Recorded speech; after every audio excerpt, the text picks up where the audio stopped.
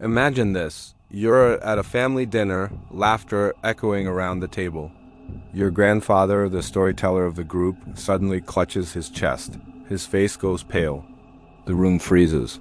Someone calls 911, but by the time help arrives, his heart has stopped. No pulse, no breath. He's gone. But wait, what if we could just fix it? Slice open his chest, repair the damaged arteries, restart the pump like jump-starting a car battery. Why doesn't he wake up, smile, and ask for seconds on dessert?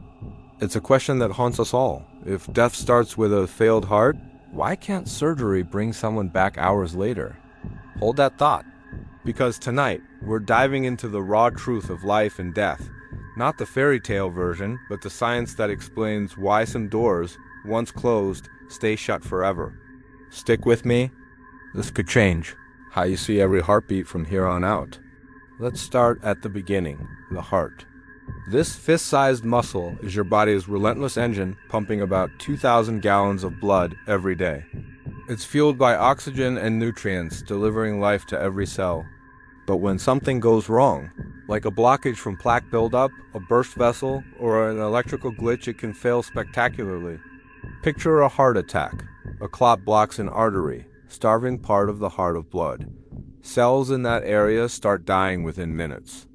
If the whole heart stops cardiac arrest, blood flow halts everywhere. No oxygen to the brain, kidneys, liver, nothing. This is clinical death. No heartbeat, no breathing. Legally, you're dead. But here's the twist: clinical death isn't always the end. We've all heard miracle stories. Someone collapses on a basketball court, gets CPR, and a defibrillator shock and bounces back. Why? Because we intervened in time. The key is oxygen. Your brain can survive about 4 to 6 minutes without it before irreversible damage sets in. In cold water drownings, that window stretches to 30 minutes or more because metabolism slows. So revival is possible, but only if we beat the clock. Miss it, and we cross into biological death, the point of no return. Now, let's tackle your core question. If we perform surgery after death to fix the heart, bypass the blockage, stitch up the damage, even transplant a new one, why doesn't the person come alive? It boils down to a cascade of destruction. When blood stops flowing, cells don't just pause, they self-destruct. Without oxygen, they switch to anaerobic metabolism, producing lactic acid that poisons them from the inside. Mitochondria, the cell's power plants, shut down. Membranes rupture. DNA fragments. The brain is the most vulnerable. Neurons die en masse after just 5 minutes of oxygen deprivation. Unlike your skin or liver, which can regenerate, brain cells don't bounce back. Once gone, they're gone. That's why even if you restart the heart hours later, the body might twitch on machines, but the mind, the you, is erased. It's like fixing the engine of a car after the entire frame has rusted away in acid rain. Think about it medically. In organ donation, we harvest hearts from brain-dead donors. The heart can live on in someone else because it's isolated quickly, but for the original person, the brain's death seals the deal. Autopsies show that after 10 to 20 minutes without blood, organs like the kidneys and liver are viable for transplant, but the holistic system, the interconnected web of life, has collapsed. And decomposition? It starts almost immediately. Bacteria in your gut, once kept in check, go rogue.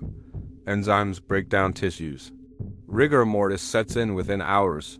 Surgery can't reverse that entropy. It's physics and biology at war with revival. But let's zoom out. This isn't just science. It's existential. Knowing death is irreversible forces us to confront life's fragility. Philosophers like Epicurus said, "Death is nothing to us, because when we're alive, death isn't here, and when it arrives, we're not." Yet, we fear especially that finality.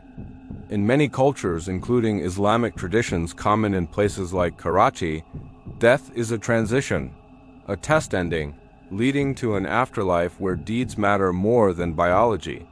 The Quran reminds us, "Every soul shall taste death," emphasizing preparation over prolongation.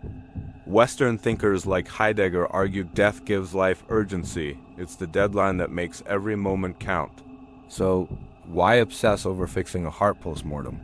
Because it taps our deepest hope, control over the uncontrollable.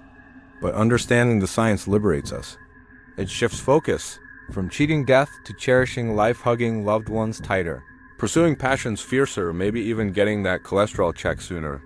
As we wrap up, remember that grandfather at the dinner table. His story isn't unique. Heart disease kills millions yearly. But armed with this knowledge, we can act. Prevent with exercise, diet, stress management. Learn CPR, it doubles survival odds in cardiac arrest. Support research into cryonics or AI revival, though that's sci-fi for now. Ultimately, death's irreversibility isn't a curse. It's a gift.